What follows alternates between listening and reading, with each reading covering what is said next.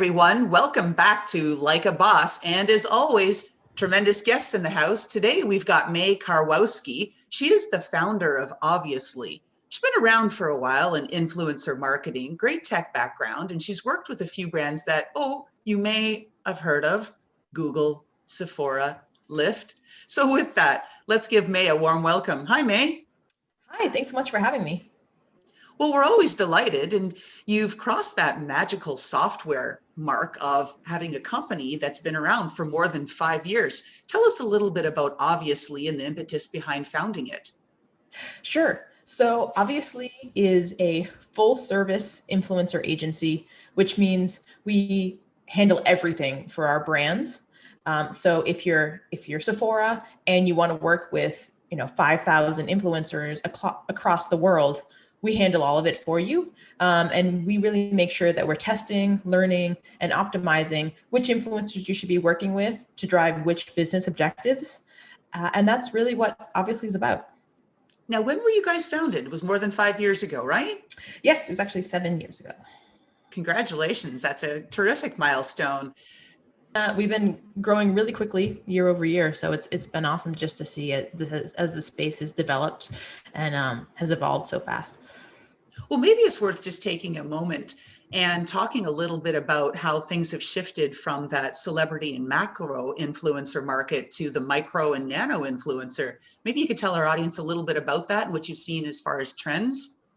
Sure, definitely. So just in terms of definitions, a macro influencer is someone who has, over 500,000 followers. They have a whole talent management team behind them, and they're a literal celebrity online. When we primarily work with micro influencers, who are people who have smaller niche audiences, so anywhere from 7,000 followers to 100,000 followers, but their followers are just super engaged, love what they're talking about, and are and want to hear everything that this person has to say. And so what we do is, instead of working with one influencer who has 1 million followers, let's work with 100 influencers who each have 10,000 followers, because the engagement rate is going to be much higher. It's going to be more cost effective to work with those people. And you're going to get some really awesome, authentic, great stories about why that influencer loves your brand, as opposed to, say, working with a Kim Kardashian, who you're going to, it's going to cost you $1 million for a post. Wow, that's incredible. Terrific insights on that and great tips to share with the audience. So thanks for that, Mae. Yeah. Let's get into what makes you a great leader, because you've clearly passed that scary milestone of surviving your first year, and then your third, your fifth, and your seventh. A lot of that comes from leadership. Can you tell us about your leadership style and why your team thinks that you're a great leader? Yeah, I think so much of it is about authenticity and authenticity with your team. So, we've been doubling in size year over year for several years now, and we never have taken outside funding. So we're completely bootstrapped. And I think with those things come a need for real trust in your team, and for your team to really trust you, that you're leading the company in the right direction. So I try to be, very transparent and honest about where we're going, really setting large macro goals for the company every single year. And then when we have issues or we run into challenges, because it's hard to grow that fast for that long, really calling those out and saying, like, there's nothing wrong with the fact that we're, that we have a certain difficulty or a certain issue. It just shows that we're growing and that we need to, continually evolve how we work as a company. And I think the team really appreciates that. And I also think it shows, I have a, I'm pretty humble too. I know when I don't know something and I need to either bring in a consultant or a more senior level manager as well. And I think everyone appreciates that, because they can truly speak their mind and they care about the success of the company. And so they know they can, when they speak, their voice will be heard. And it's incredible that you've bootstrapped everything and are posting those terrific gains year over year. So that's fantastic. But I have to ask, because every founder has at least some challenging moments. Can you talk to us about the hardest thing you've ever had to do? There's been a lot of challenges. I really, I'm very skeptical when someone presents everything as a very rosy picture. I think my BS meter goes up, and I get kind of worried about that. I think there are a number of difficult things. I think, letting someone go on your team that you care about is really difficult. And I also think COVID was a kind of threw everyone for a real loop. I've never managed a company through a pandemic, and I know no one I've talked to and none of my mentors have done that either. So I think that's, this year has really provided some really, really big challenges, but it's been awesome to see just how we've been able to rally and grow stronger and get right back on track. And I think those challenges make you a much better leader rather than, just kind of coasting through and everything's great. Yeah, it rarely is, right? Like you said, it's sniff closer. There might be a little more to the story than what's on the surface. Yeah, when someone's like, everything's awesome, I'm like, okay, cool. Like, do you have, and you've no challenges you're currently facing? Give me a break. Yeah, like lucky you. I want your life, right? Yeah. All right. Now tell us a little bit about the competitive edge of Obviously. Yeah, so I think a really big competitive edge is that, well, one, we've been in the space for so long and it's growing so quickly that we really have a good understanding of what works, what doesn't, and how things are changing. But that, we just have so much data on all of the campaigns and all of the clients we've worked with. We've worked with hundreds of clients. We've worked with over 100,000 influencers at this point. We have all of this data on what works on what channel, and that gives us a huge edge.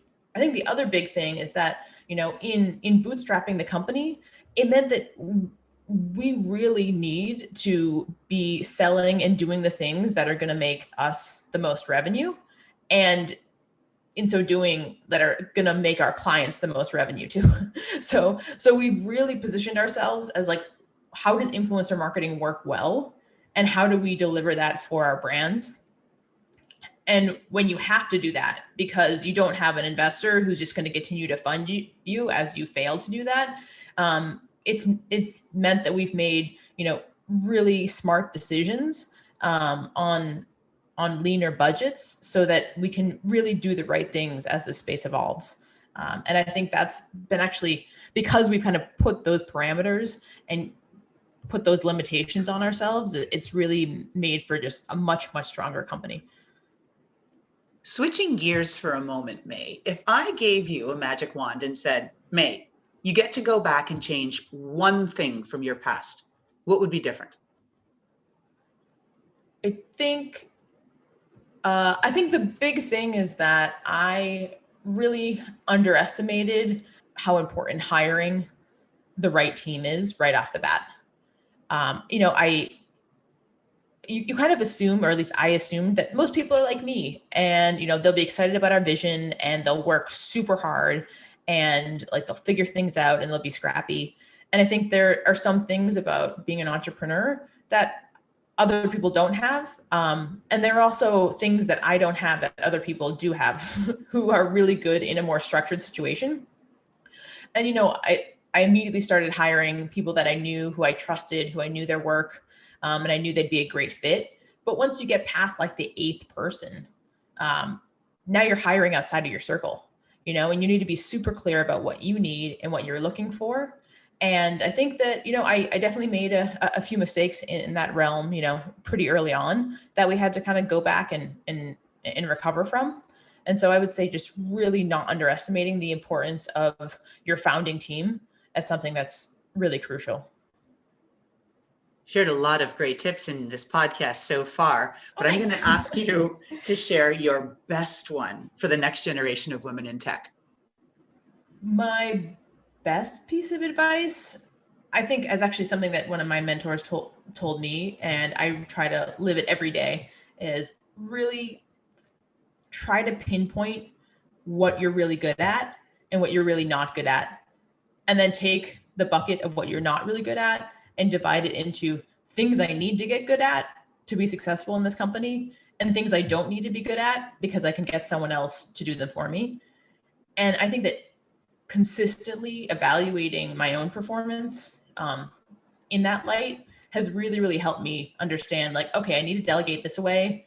Me holding on to this doesn't make sense. I need someone who's more of an expert in this realm, compared to, oh, hey, like I'm pretty weak at, this one part of my job that it's imperative I get a lot better at.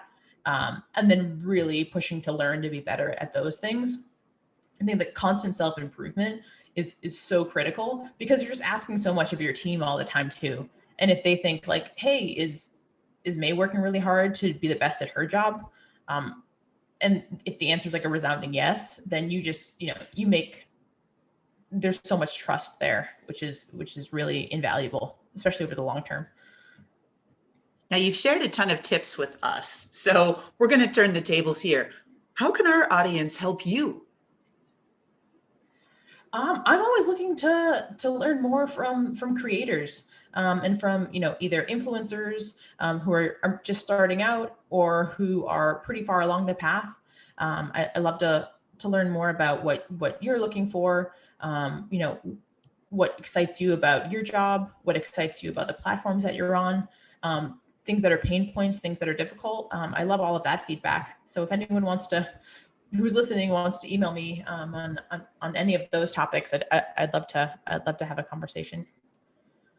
Of course, the obvious question is, Mae, how can they reach you? What's your contact info? Where do they my find email you? is Mae@obviously, which is MAE@obvious.ly. Terrific. And last question, which of course is the most important question of the podcast, where we want to try to align your shoe style with your personality. So I have to ask, are you a boots, stilettos, sneakers, flats, or flip-flops kind of gal? I am a fashion sneaker girl. So usually it's a cool designer with a really awesome design, but it's also a sneaker that I could run a mile if I had to. That's really my style. Fantastic. We have a lot of female founders out there that choose fashionable sneakers, so you're not alone in that group. I've got quite a collection, so I'm glad I'm not alone. Awesome. Well, with that, thank you so much again for being on our podcast here today, Mae, and congratulations on bootstrapping a company that continues to post amazing growth year over year, 7 years in a row. Fantastic. Yep. Thank you so much.